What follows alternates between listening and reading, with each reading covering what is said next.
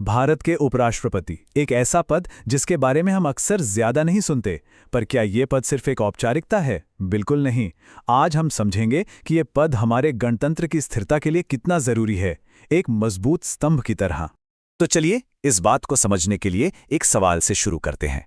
मान लीजिए किसी भी वजह से राष्ट्रपति का पद अचानक खाली हो जाता है, तो क्या होगा? देश कौन चलाएगा? ये जो एक संवैधानिक खालीपन बन जाएगा, उसे कौन भरेगा? यहीं पर उपराष्ट्रपति की भूमिका सबसे अहम हो जाती है। और देखिए, इस भूमिका के बारे में डॉक्टर बी.आर. अम्बेडकर ने कितनी सही बात कही थी। उन्होंने कहा कि उपराष्ट्रपति का पद असल में दो बहुत बड़े काम करता है। एक, ये पक्का करना कि गणतंत्र की गाड़ी कभी रुके नहीं, हमेशा चलती रहे। और दूसरा, संसद के ऊपरी सदन यानी राज्यसभा में निष्पक्षता बनी रहे।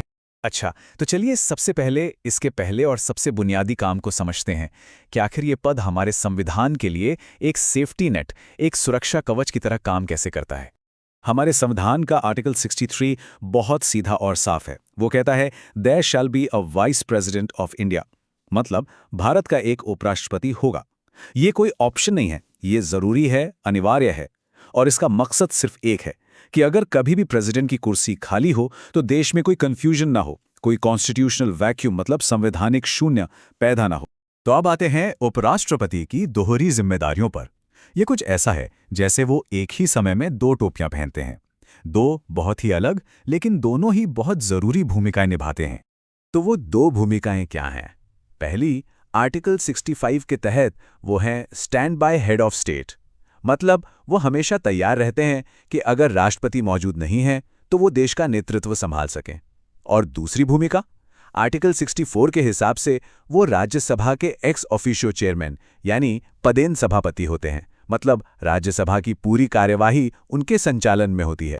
अच्छा, ये शब्द पदेन या एक्स ऑफिशियो, इसका मतलब क्या है?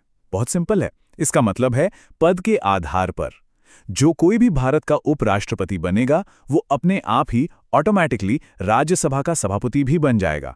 इसके लिए कोई अलग से चुनाव नहीं होता, कोई अलग से नियुक्ति नहीं होती।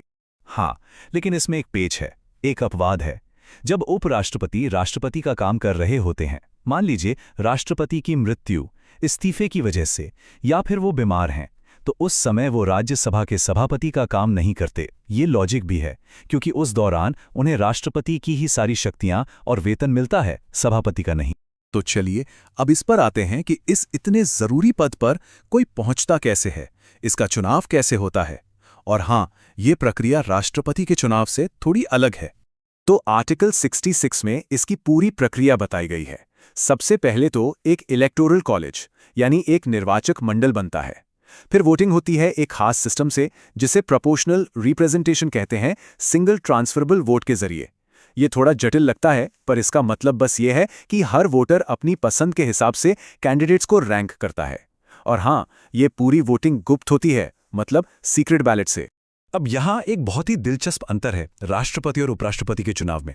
देखिए, राष्ट्रपति के चुनाव में कौन वोट देता है? संसद के सदस्य यानी एमपीज, और साथ में राज्यों के विधायक यानी एमएलएज भी। ये हमारे फेडरल स्ट्रक्चर को दिखाता है।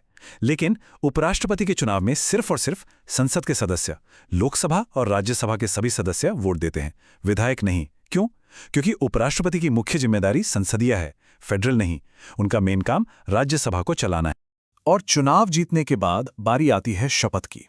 आर्टिकल 69 के तहत भारत के राष्ट्रपति उन्हें पद की शपथ दिलाते हैं। इस शपथ में वो संविधान के प्रति सच्ची श्रद्धा और निष्ठा रखने और अपने पद के कर्तव्यों को ईमानदारी से निभाने का वचन देते हैं। पर यहाँ एक बहुत छोटा लेकिन बहुत ही जरूरी अंतर है जिस पर ध्यान देना चाहिए। उपराष्ट्रपति की शपथ में वो शब्द नहीं होते जो राष्ट्रपति की शपथ का सबसे अहम हिस्सा हैं, संविधान का संरक्षण, सुरक्षा और बचाव करना। और इसकी वजह भी बिल्कुल साफ है, क्योंकि उपराष्ट्रपति राष्ट्राध्यक्ष यानी हेड ऑफ स्टेट नहीं होते। संविधान की रक्षा की जो अंतिम जिम्मेदारी है वो राष्ट्रपति की ही होती है।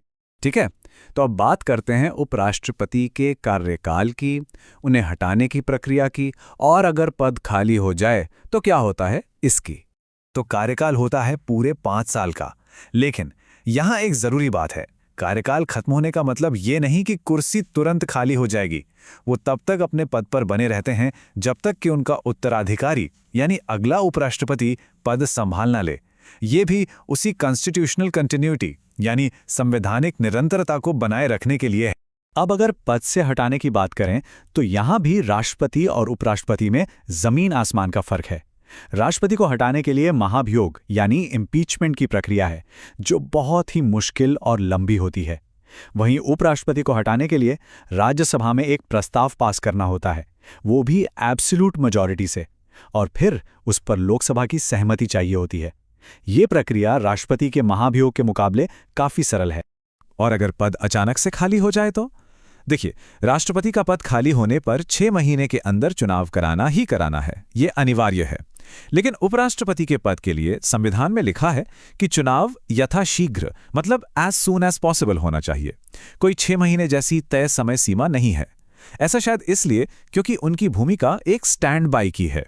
तो चलिए अब आखिर में उन संवैधानिक सेफ्टी वाल्व्स को देखते हैं जो चुनाव से जुड़े विवादों या किसी भी अनएक्सपेक्टेड सिचुएशन से निपटने के लिए बनाए गए हैं। इसमें 3 खास बातें हैं। पहली, अगर उपराष्ट्रपति के चुनाव को लेकर कोई भी विवाद होता है तो उसका फैसला सिर्फ और सिर्फ सुप्रीम कोर्ट करेगा। दूसरी, अगर कोई ऐसी सिचुएशन आ जाए जिसके बारे में संविधान में साफ साफ कुछ नहीं लिखा, तो आर्टिकल 70 हमारी संसद को ये पावर देता है कि वो उसके लिए कानून बना सके। और तीसरी जरूरी बात, मान लीजिए किसी उपराष्ट्रपति का चुनाव बाद में कोर्ट रद्द भी कर दे, तो भी उनके द्वारा पद पर रहते हुए किए गए काम अवैध नहीं माने जाएंगे, वो वैध ही रहेंगे। तो ये जो पूरी बातचीत हमने की उसका एक क्विक रिकैप यहाँ इस टेबल में है, एक नजर डालते हैं। राष्ट्राध्यक्ष कौन? राष्ट्रपति। उपराष्ट्रपति? नहीं। कार्यकारी शक्ति? राष्ट्रपति के पास नामात्र की, उपराष्ट्रपति के पास कोई नहीं। इलेक्टोरल कॉलेज में कौन? राष्ट्रपति के लिए एमपी और एमएलए दोनों, उपराष्ट्रपति के लिए सिर्फ एमपी।